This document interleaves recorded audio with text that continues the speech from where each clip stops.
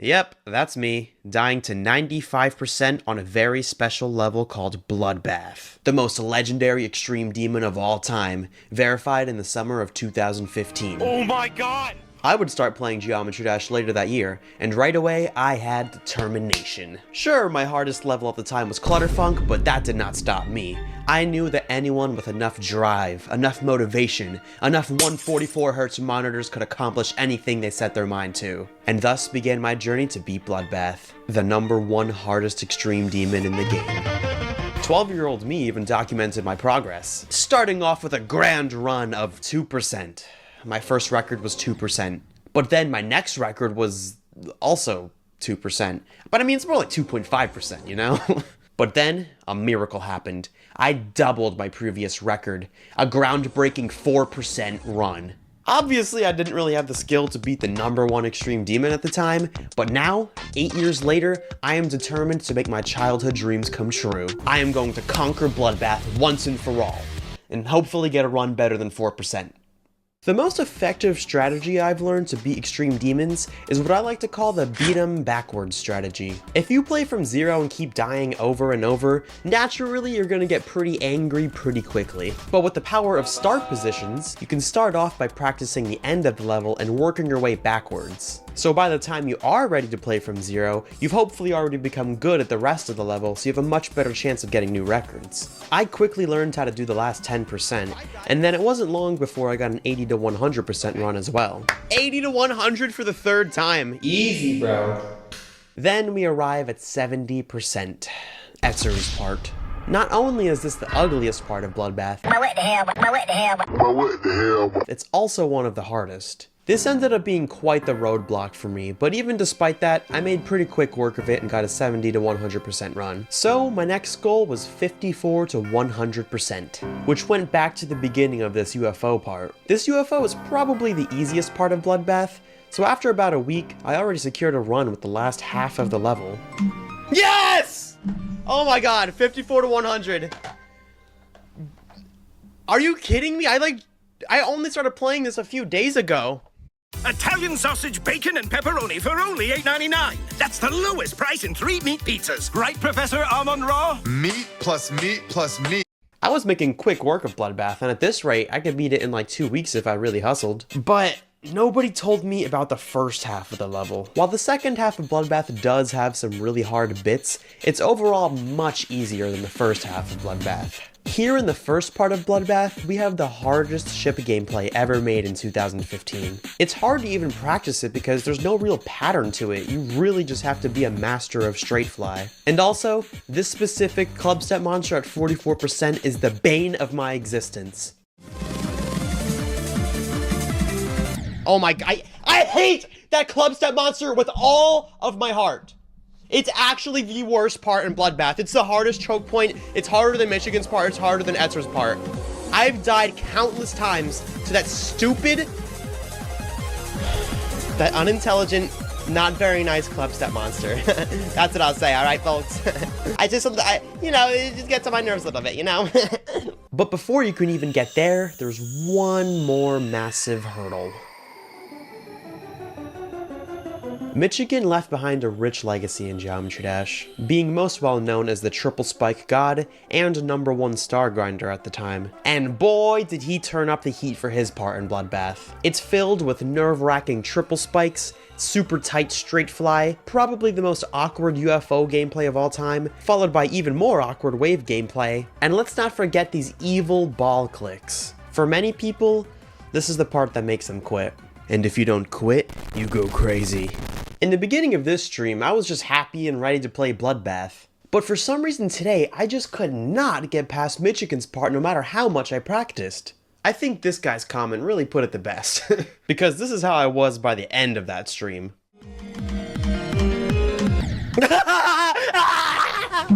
I love dying there! I love it! I love Michigan's part in Bloodbath. It makes me so happy. Oh my goodness. The first one now! The first jump and the second one! Can I die to the third one now? Let's see! That would be hilarious if I could die to the third click in the Michigan ball part. That would make my day.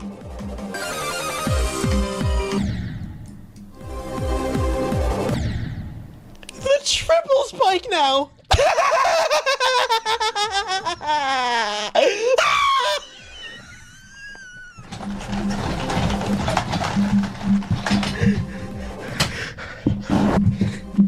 New world order is upon us. Run while you still can! I think it's safe to say I was just a little bit frustrated. Moving forward with the beat 'em backwards strategy, I was able to get an amazing 33 to 100% run. Holy crap! Holy crap, 33 to 100%. Dude, that's huge! That's actually huge! Which is good, but remember, this started after Michigan's part, which I severely underestimated. But despite not being confident with Michigan's part, I decided to start playing from zero anyways. I was getting new records left and right, because my previous best was only 4% as we know, but it all crumbled down every time I got to Michigan's part. It felt like no matter how much I practiced it, I just couldn't get good at it. And in the midst of it all, the worst thing possible happened.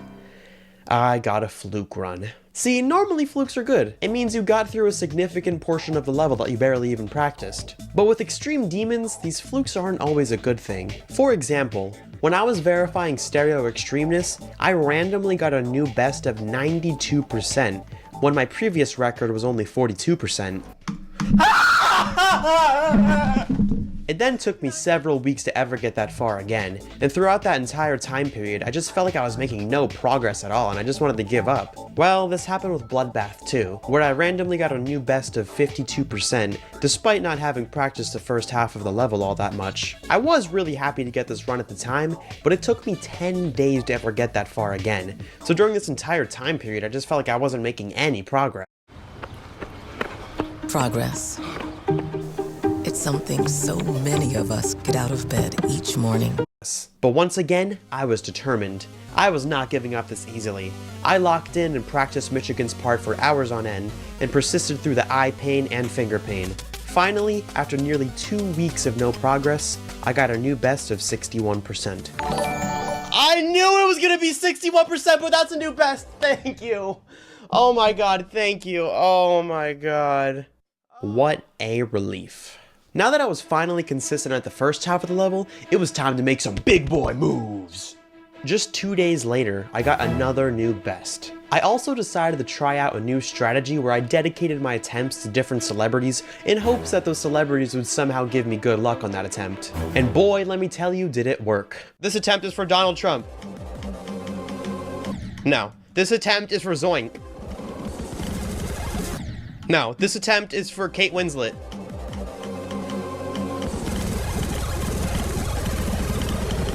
Yo, Kate Winslet is what's up.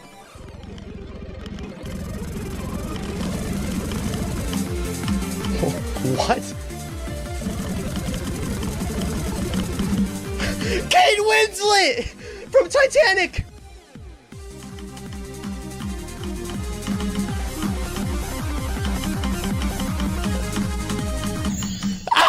What?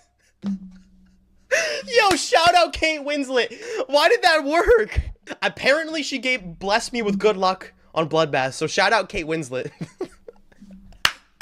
Unfortunately, her luck wouldn't last for too long, because once again, I hit a roadblock. While Etzer's part certainly isn't the hardest section of the level, it just feels so much harder because of how far into the level it is. But after that, the difficulty cools down again, so I thought that if I could even get past this part just one time, that's a small chance that I could actually beat the level, or at least get a new best. And get a new best I did.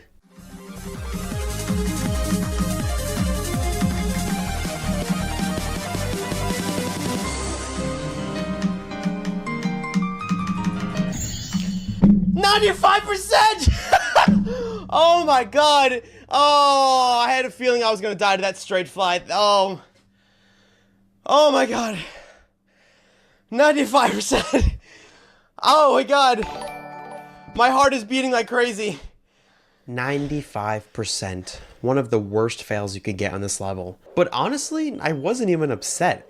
I was just amazed that I was even able to get that far on Bloodbath. As a kid, I'd watch videos of people playing Bloodbath and then try to go practice Bloodbath on my own and horribly fail. I just couldn't even comprehend how a level like that could be possible. But now, 8 years later, I just did that.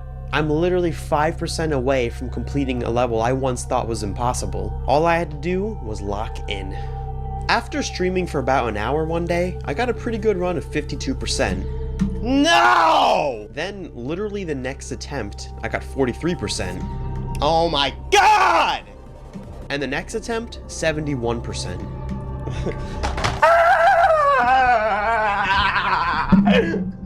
I have never been this consistent with a level before. Usually I die before 10% like 30 times in a row, then somewhere between there I get one like weirdly good attempt. But not today. Today, I had a feeling that I had never felt before.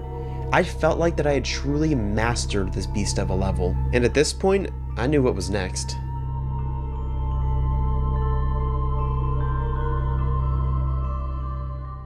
I'm so serious though, that was like the most consistent 3 attempts I've ever had in my life. What the heck? I got 51, 50, and 71, literally back to back to back. Let's just keep that up, man. If we keep that up, we'll be good.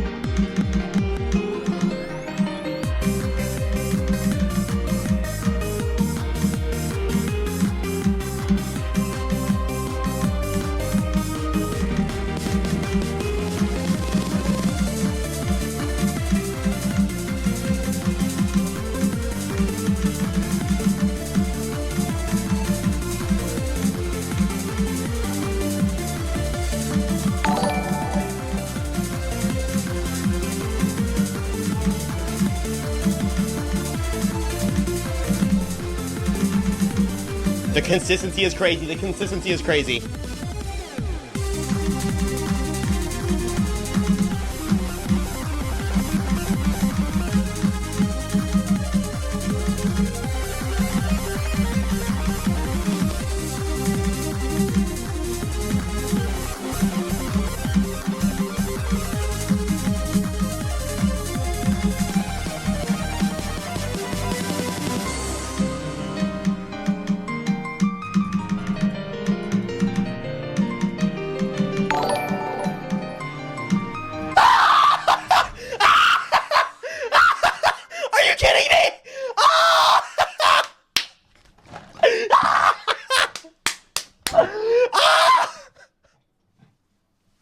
That was the most consistent I've ever been. If I didn't beat it, I would have been surprised. Holy guacamole, mac and cheese, and ravioli. I just beat Bloodbath. I just beat Bloodbath after 8 years. I started this when I was literally in 5th grade or 6th grade or something. And now, 8 years later, I just beat Bloodbath. This was the top 1 Extreme DM when I started playing the game. And now I just beat it. I just beat Bloodbath. I just beat Bloodbath. Are you kidding me? I just beat Bloodbath. I just beat Bloodbath. Did you beat Bloodbath? No, but I beat Bloodbath. Did you beat Bloodbath? Oh, you got 2%. Oh, how sweet. Well, I freaking beat Bloodbath, you stupid.